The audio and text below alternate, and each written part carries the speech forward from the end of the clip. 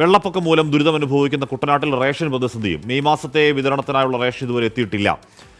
അശ്വിൻ പാലാഴി വിവരങ്ങൾ വച്ചിരുന്നു. അശ്വിൻ, അപ്പോൾ റേഷൻ കടകൾ ഏതാണ്ടൊക്കെ കാലിയായ അവസ്ഥയായിരിക്കുമല്ലോ അല്ലേ?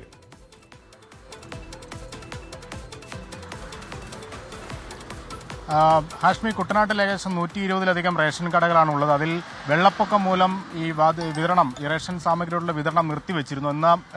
ഇന്നലെ വരെയുള്ള കണക്ക് നോക്കുമ്പോൾ ഏകദേശം ഇനിയും 43-ലധികം റേഷൻ കടകളിലേക്കാണ് അരിയടക്കമുള്ള സാധനങ്ങൾ എത്താനുള്ളത്. എന്തായാലും നിലവിൽ വെള്ളപ്പൊക്കം കാരണം ദുരിതം അനുഭവിക്കുന്ന ആളുകൾ ദുരിതാശ്വാസ ക്യാമ്പുകളിൽ നിന്ന് തിരികെ വീട്ടിലേക്ക് എത്തുന്ന സമയമാണ്. അത് ഈ റേഷൻ ഇല്ലാത്തത് അവരെ വലിയ തോതിൽ പ്രതിസന്ധിയിലാക്കുന്നുണ്ട്.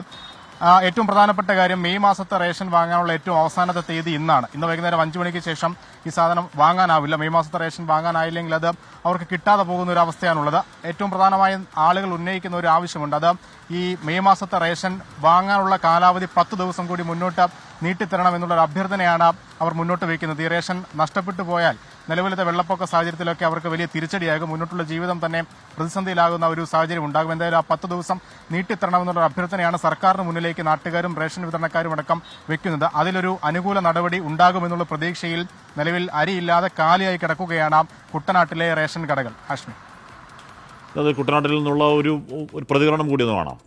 10, 15, 25 കിൻഡൽ അരിയായിരുന്നു. എനിക്കൊരു 70-75 കിൻഡൽ അരി പോകുന്ന ഒരു കടയാണ്.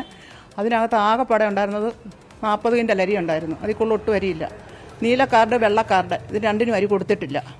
അപ്പോൾ കഴിഞ്ഞ മാസം റേഷൻ കിട്ടുന്നില്ല എന്ന് പറയുമ്പോൾ പ്രത്യേകിച്ച് ഈ 10 ദിവസക്കാലമായി കുട്ടനാട് വെള്ളത്തിന് അടിയിലായിരുന്നു.